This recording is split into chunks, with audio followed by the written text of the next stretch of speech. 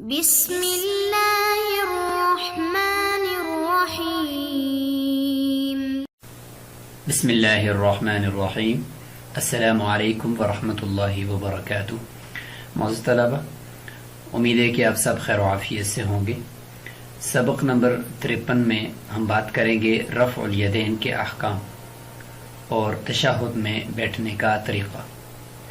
رفع الیدین سے مراد رکوع کو جاتے ہوئے، رکوع سے اٹھتے ہوئے ہاتھوں کو کانوں تک اٹھانا، اس کو رفع الیدین کے نام سے یاد کیا جاتا ہے، اور یہ شوافع اور احناف کے درمیان ایک معرکۃ الآراء مسئلہ ہے۔ اس سے متعلق انشاءاللہ دونوں فریقین کے دلائل کو جانیں گے اور ایک دوسرے کو جو جوابات ہیں ان کو ہم انشاءاللہ دیکھنے کی کوشش کریں گے، اور اس کے ساتھ تشہد میں بیٹھنے کا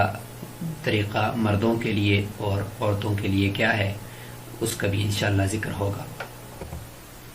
فرمایا وَلَا يَرْفَعُ يَدَيْهِ إِلَّا فِي التَّكْبِيرَةِ الْأُولَى، کہ ہاتھوں کو کانوں تک بلند نہیں کرے گا مگر صرف پہلی تکبیر میں،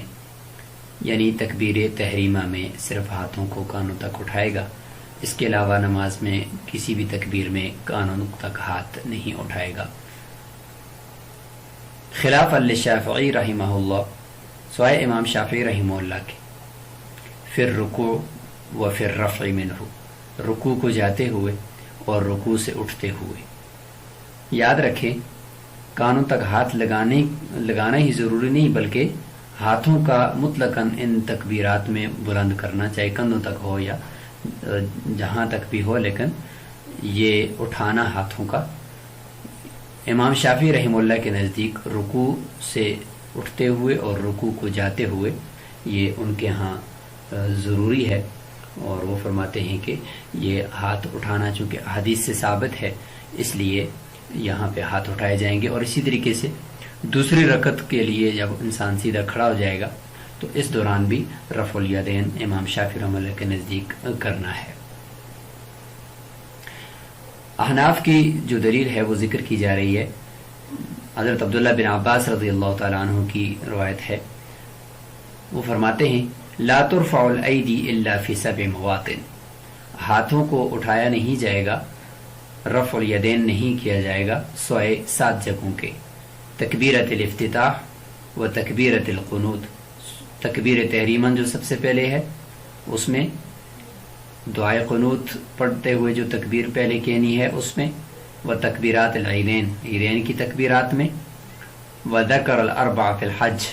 اور 4 جگہیں حج کے اندر ذکر کی ہیں جن کو ابھی ہم روایت میں تفصیل سے انشاءاللہ دیکھ لیتے ہیں۔ والذی یروی من الرفع، امام شافعی رحمہ اللہ کو جواب دیا جا رہا ہے کہ جو امام شافعی رحمہ اللہ نے روایت حضرت عبداللہ بن عمر رضی اللہ تعالیٰ عنہ کی دلیل میں لائی ہے، محمول علی الابتداء، جو رفع الیدین سے متعلق ہے وہ ابتداء پر محمول ہے۔ ابتدائی زمانے میں آپ صلی اللہ علیہ وسلم رکوع کو جاتے ہوئے، رکوع سے اٹھتے ہوئے رفع الیدین فرماتے تھے، لیکن بعد میں نہیں فرمایا۔ کذا نقل عن ابن الزبیر، جس طریقے سے عبداللہ بن زبیر رضی اللہ تعالیٰ عنہ سے بھی منقول ہے۔ احناف کے نزدیک رکوع کو جاتے ہوئے اور واپس اٹھتے ہوئے رفع الیدین نہیں ہے، اور شوافع رکوع کو جاتے ہوئے اور واپس اٹھتے ہوئے رفع الیدین ان کے نزدیک کرنا ہے۔ اصل بات یہ ہے کہ حضرت امام ابو حنیفہ رحمہ اللہ کی نگاہ وہ قوموا للہ قانتین آیت کے اندر جو ہے کہ ساکتین خاشعین کے معنی میں لیتے ہوئے اس طرف گئی کہ نماز میں خشوع خضوع کے ساتھ کھڑا ہونا ہے، تو اگر بار بار رفع الیدین ہوگا تو اس سے خشوع خضوع میں کمی رہ جائے گی، اس لیے نماز میں سکون کے ساتھ کھڑا ہونا ہے، تو اس لیے ان کے ہاں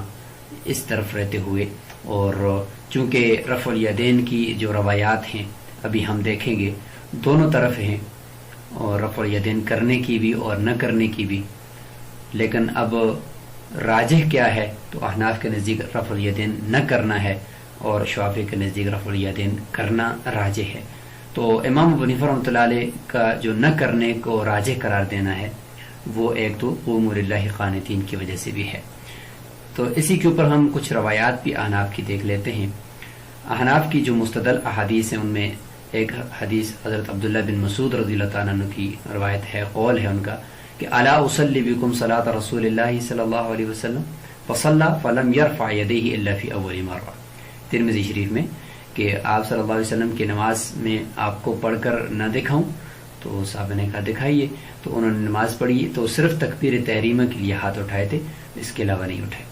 اس طریقے سے حضرت براء رضی اللہ تعالیٰ عنہ کی روایت ہے کہ ان رسول اللہ صلی اللہ علیہ وسلم كان اذا افتتح الصلاة رفع يديه الى قریب من اذنیہ ثم لا يعود. اس کے بعد پھر پوری نماز میں ہاتھوں کو وہاں تک نہیں اٹھایا. ابو داؤد شریف کی روایت ہے. اسی طریقے سے احناف کی تیسری روایت جابر بن سمرہ رضی اللہ تعالیٰ عنہ کی روایت ہے خرج علینا رسول اللہ فقال ما لی اراکم رافعی ایدیکم کأنها اذناب خیل شمس، کہ یہ کیا صورتحال ہے کہ میں تمہیں دیکھتا ہوں کہ تم اپنے ہاتھوں کو اٹھائے ہوئے ہو جس طریقے سے گھوڑوں کی جو دم ہوتی ہیں. تو اسکنوا فی الصلاۃ، اپنی نماز کے اندر سکون کے ساتھ، نماز کے اندر خشوع و خضوع کے ساتھ کھڑا ہوا کرو. تو مسلم شریف کی روایت ہے. حضرت علقمہ رضی اللہ تعالیٰ عنہ کی روایت بھی ہے عن علقمہ عن عبداللہ قال صلیت مع النبی صلی اللہ علیہ وسلم ومع ابی بکر ومع عمر فلم يرفع ایدیہم الا عند التکبیرۃ الاولی فی افتتاح الصلاۃ. ان میں سے کسی ایک نے بھی سوائے پہلی تکبیر کے، تکبیر تحریمہ کے، اپنے ہاتھوں کو کانوں تک نہیں اٹھایا. دارقطنی میں یہ روایت موجود ہے. اب ہم شعفے کی احادیث کو بھی دیکھ لیتے ہیں جن میں رفع الیدین کرنے کا ذکر ہے. حضرت عبداللہ بن عمر رضی اللہ تعالیٰ عنہ کی روایت ہے، فرماتے ہیں کہ رأیت رسول اللہ صلی اللہ علیہ وسلم اذا قام فی الصلاة رفع یدیہ حتی تکون حذو منکبیہ. جب آپ صلی اللہ علیہ وسلم نماز کے لیے کھڑے ہوتے تھے تو سب سے پہلے ہاتھ کو اٹھاتے تھے اور اپنے کندھوں تک بلند کرتے تھے. وکان یفعل ذلک حین یکبر للرکوع ویفعل ذلک اذا رفع رأسه من الرکوع. رکوع کو جاتے ہوئے بھی اسی طریقے سے کرتے تھے اور رکوع سے واپس اٹھتے ہوئے بھی اسی طریقے سے ہاتھوں کو اٹھاتے تھے. ویقول سمی اللہ لمن حمدہ ولا یفعل ذلک فی السجود. البتہ سجدے کے اندر اس طریقے سے ہاتھوں کو نہیں اٹھایا. بخاری شریف کی یہ روایت حضرت عبداللہ بن عمر رکھی ہے. ماقبل میں جو ہم نے عبداللہ بن مسعود رضی اللہ عنہ کی روایت آپ کے سامنے رکھی ہے اس میں بھی حضور صلی اللہ علیہ وسلم کا فعل ہے، اور حضرت عبداللہ بن عمر رضی اللہ عنہ بھی حضور صلی اللہ علیہ وسلم کا فعل نقل فرما رہے. تو بظاہر دیکھیں دونوں روایات کے اندر تعارض ہے. حضرت عبداللہ بن مسعود رضی اللہ عنہ کی روایت میں رفع الیدین کو ترک کرنے والا فعل منقول ہے، اور حضرت عبداللہ بن عمر رضی اللہ تعالیٰ عنہ کی روایت میں رفع الیدین کرنے کا فعل منقول ہے. شافعی کی ایک یعنی ان کا ایک یہ قول بھی ہے کہ دوسری رکعت کو اٹھتے ہوئے بھی تکبیر کہتے ہوئے رفع الیدین کرنا ہے. تو اس سے متعلق ان کی یہ روایت ہے کہ ان ابن عمر کان اذا دخل فی الصلاۃ، اور روایت ہے اس کے آخر میں یہ بھی ہے کہ وَإِذَا قَامَ مِنَ الرَّكْعَتَيْنِ رَفَعَ يَدَيْهِ وَرَفَعَ ذَلِكَ ابْنُ عُمَرَ إِلَى النَّبِيِّ صلی اللہ علیہ وسلم. مرفوع روایت حضرت عبداللہ بن عمر رضی اللہ عنہ کی ہے کہ جب وہ دوسری رکعت کے لیے اٹھتے تھے تو پھر بھی ہاتھوں کو بلند کرتے تھے، ہاتھوں کو اٹھاتے تھے، رفع الیدین کرتے. تو جیسے کہ آپ نے دیکھ لیا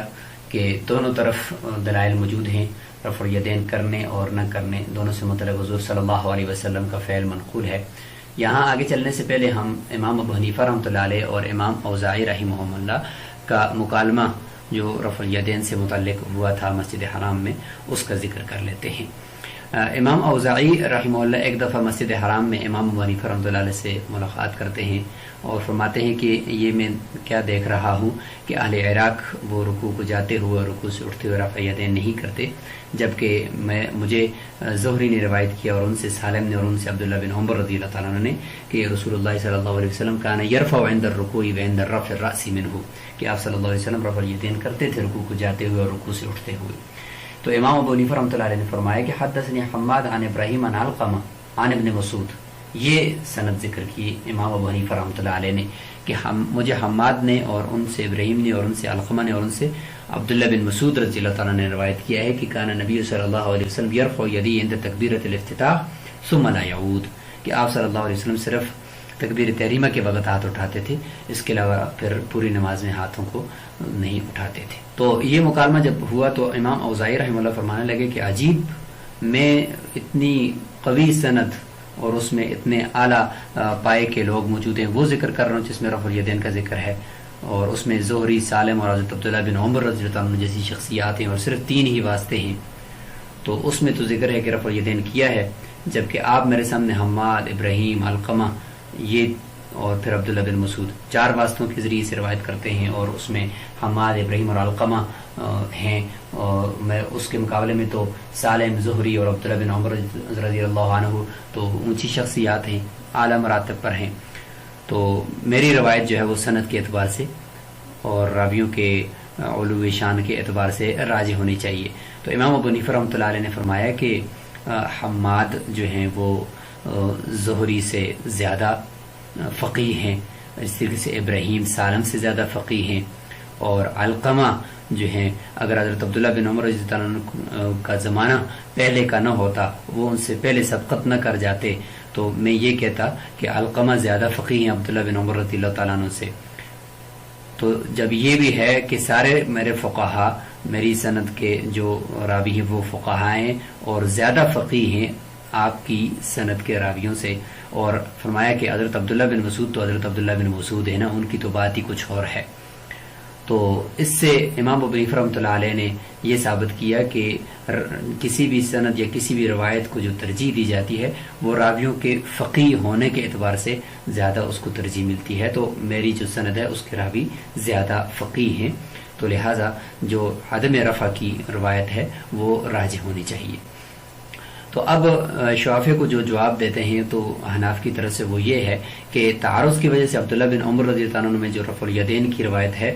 وہ، اور حضرت عبداللہ بن مسعود رضی اللہ عنہ کی عدم رفع کی روایت، وہ دونوں چونکہ تعارض ہو گئے تو تعارض کی وجہ سے اذا تعارض تساقط، دونوں روایتیں ساقط، اور حضور صلی اللہ علیہ وسلم کا جو فعل ہے وہ پھر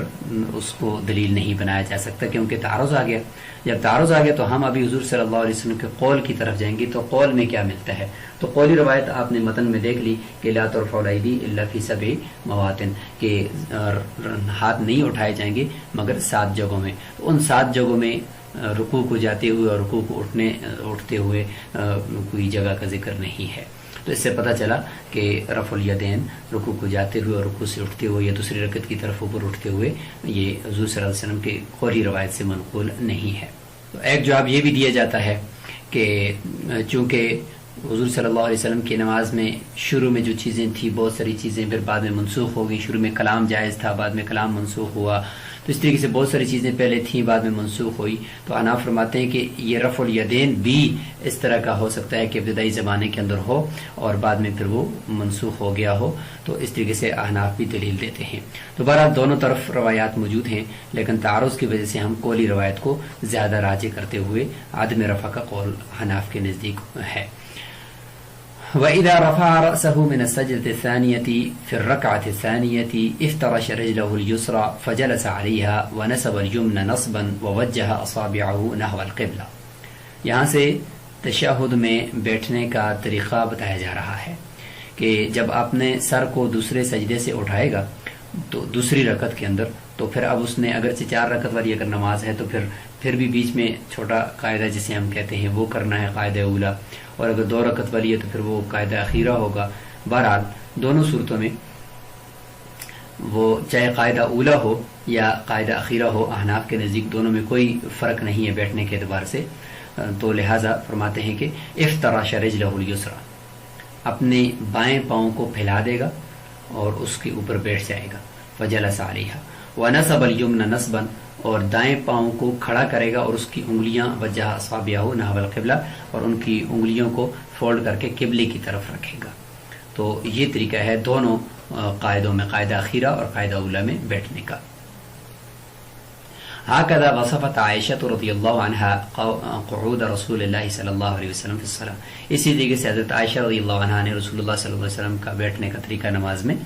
ذکر فرمایا ہے۔ ووضع یدیہ علی فخذیہ، اور اسی طریقے سے اپنے ہاتھوں کو اپنی رانوں کے اوپر رکھے گا، گھٹنوں کو نہیں پکڑے گا، اس سے ہاتھوں کو اوپر رکھے گا، وبسط اصابعہ، اور انگلیوں کو پھیلائے گا آگے قبلے کی طرف۔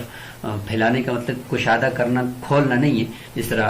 رکوع کے اندر کھولنے کا ذکر تھا، بلکہ نہ بند ہوں اور نہ بالکل کھلی ہوئی ہوں، بلکہ اپنی حالت پر ہی ہوں لیکن پھیلائی ہوئی ہوں، مطلب ان کو مٹھی بند نہ کی ہوئی ہو، آگے قبلے کی طرف پھیلائی ہوئی ہوں تاکہ انگلیاں وہ بھی قبلے کی طرف ہوں۔ وتشہد، اور پھر بیٹھ کر تشہد پڑھے گا۔ یروی ذلک فی حدیث وائل بن حجر رضی اللہ تعالیٰ عنہ، یہی طریقہ حضرت وائل بن حجر رضی اللہ تعالیٰ عنہ سے بھی منقول ہے۔ وائل بن حجر رضی اللہ تعالیٰ عنہ کی روایت یہ ہے کہ قدمت المدینة قلت لأنظرن إلى صلاة رسول الله صلی اللہ علیہ وسلم فلما جلس یعنی للتشہد افترش رجلہ اليسرى ووضع يده اليسرى یعنی على فخذه اليسرى ونصب رجلہ اليمنى۔ کہ دیکھیں اپنے یعنی بائیں پاؤں کو بچھایا، اس پر بیٹھے اور اپنی رانوں کے اوپر اپنے ہاتھوں کو رکھا اور دائیں پاؤں کو کھڑا کیا۔ حضرت عائشہ رضی اللہ عنہ کی روایت یہ مسلم شریف میں ان سے مروی ہے، ابو حمید سعیدی رضی اللہ تعالیٰ عنہ سے ہے کہ بخاری شریف میں تو قال کے ذریعے سے، اور مسلم شریف میں یہ روایت حضرت عائشہ رضی اللہ عنہ سے مروی ہے۔ فإذا جلس في الركعتين جلس على رجله اليسرى ونصب اليمنى وإذا جلس في الركعة الآخرة قدم رجله اليسرى ونصب الأخرى وقعد على مقعدته۔ تو اس میں دیکھیں کہ دونوں قاعدوں کا ذکر ہے، چاہے قاعدہ اولا ہو یا قاعدہ اخیرہ ہو، دونوں میں ایک ہی طریقہ ہے کہ بائیں پاؤں کو بچھا کر اوپر بیٹھنا ہے اور دائیں پاؤں کو کھڑا رکھنا ہے۔ یہاں پر جو تشہد پڑھنی ہے، تشہد پڑھنے کے دوران جب اشہد اللہ پر پہنچے گا تو اشہد اللہ کے ذریعے سے اپنی دائیں ہاتھ کی شہادت کی انگلی کو کھڑا کرنا ہے اور اس کے ساتھ والی انگلی اور انگوٹھے کا حلقہ بنانا ہے، اور جو خنصر اور بنصر یعنی چھوٹی انگلی اور اس کے ساتھ والی انگلی جو ہے اس کو بند کرنا ہے، فولڈ کرنا ہے۔ تو یہ دائیں ہاتھ کے ذریعے سے جو حلقہ بنانا ہے، اشہد اللہ پہ انگلی اٹھانی ہے اور الا اللہ پہ نیچے گرا دینی ہے اور پھر اسی حالت میں اس کو چھوڑنا ہے۔ تو اس کا ذکر اس روایت کے اندر ہے۔ یہ بھی حضرت وائل بن حجر رضی اللہ تعالیٰ عنہ کی ہے، جس میں آخر میں یہ ہے کہ ثم جلس فافترش رجلہ اليسرى ووضع يده اليسرى على فخذه الايسر، اور اسی طریقے سے وحد مرفقه الايمن على فخذه اليمنى وقبض ثنتين وحلق حلقة۔ یہاں پہ دیکھیں کہ دو انگلیوں کو آپس میں اس طریقے سے بند کیا اور اس کے بعد پھر اس کا حلقہ بنایا، اور ورأيته يقول هكذا وحلق، یعنی انگوٹھے اور وسطی جو درمیانی انگلی ہے اس کے ذریعے سے حلقہ بنایا، اور وہ اشارہ بالسبابہ، اور جو شہادت کی انگلی تھی اس کے ذریعے سے اشارہ فرمایا۔ تو یہ ہے اشارے سے متعلق بھی روایت یہاں پر۔ وَلِأَنَّ فِيهِ تَوْجِيهَ أَصَابِعِ يَدَيْهِ إِلَى الْقِبْلَةِ، اور فرماتے ہیں کہ انگلیوں کو رانوں کے اوپر بالکل سیدھا رکھنے میں قبلے کی طرف رکھنا اور قبلے کی طرف متوجہ کرنا بھی ہو جاتا ہے، تو اس لیے بہتر یہ ہے کہ انگلیوں کو قبلے کی طرف رکھے۔ تو احناف فرماتے ہیں کہ شہادتین کے اوپر چونکہ روایت موجود ہے لہذا باقی انگلیاں تو ساری کی ساری قبلے کی طرف ہی ہوں، لیکن دائیں ہاتھ کی جو انگلی ہے سبابہ کے ساتھ والی وسطی اور انگوٹھا، ان دونوں کے ذریعے سے حلقہ بنا کر شہادت کی انگلی سے اشارہ کرنا ہے۔ تو یہ انگلیاں جو ہیں مصروف رہیں گی اس کے بعد، اور باقی انگلیاں جو ہے ساری کی ساری قبلے کی طرف رہیں گی۔ فَإِنْ كَانَتِ امْرَأَةً، اگر نماز پڑھنے والی عورت ہے تو اس کی تشہد میں بیٹھنا اور بیٹھنے کا طریقہ اور مرد کے تشہد میں بیٹھنے کا طریقہ آپس میں مختلف ہے۔ فرماتے ہیں کہ جلست علی الیتها الیسری، وہ اپنی سرین کے بائیں طرف پہ وہ بیٹھے گی، واخرجت رجلیہا من الجانب الایمن، اور وہ دونوں پاؤں کو دائیں طرف سے باہر نکال دے گی اور زمین کے ساتھ مل کر بیٹھ جائے گی، لأنہ استر لہا، کیونکہ یہ اس کے لیے زیادہ ستر کا باعث ہے اور یہ زیادہ پردے کا باعث ہے۔ تو آج ہم نے رفع الیدین یعنی رکوع کو جاتے ہوئے، رکوع سے اٹھتے ہوئے اس کا طریقہ کیا ہے شوافی کے نزدیک اور احناف کے نزدیک اس کا نہ کرنا، اس کو ہم نے ثابت کیا ہے، اور دونوں فریقین کے دلائل اور ان کے جوابات، اور اس کے ساتھ آخر میں ہم نے تشہد میں بیٹھنے کا طریقہ بھی ذکر کر دیا۔ اگلے سبق کے اندر انشاءاللہ باقاعدہ جو تشہد کے الفاظ ہیں ان سے متعلق گفتگو ہوگی، اور اس کے بعد پھر انشاءاللہ آگے درود شریف اور دعا سے متعلق بھی بات ہوگی۔ السلام علیکم ورحمۃ اللہ وبرکاتہ۔